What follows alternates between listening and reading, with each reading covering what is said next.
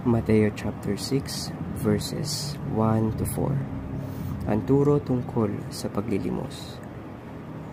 Pag-ingatan ninyo na huwag maging pakitang tao lamang ang paggawa ninyo ng mabuti. Kapag ganyan ang ginawa ninyo, wala kayong matatamong gantimpala buhat sa inyong amang nasa langit. Kaya nga, kapag naglilimos ka, huwag mo nang ipagmakaingay ito, katulad ng ginagawa ng mga mapagpaimbabaw doon sa sinagoga at sa mga lansangan.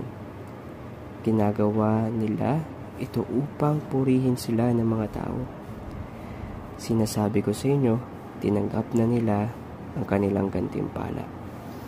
Ngunit kung naglilimos ka, huwag mo nang ipaalam ito kahit sa iyong pinakamatalik na kaibigan, upang malihim ang iyong paglilimos at gagantihin ka ng iyong amang nakakikita ng kabutihang ginawa mo ng lihim.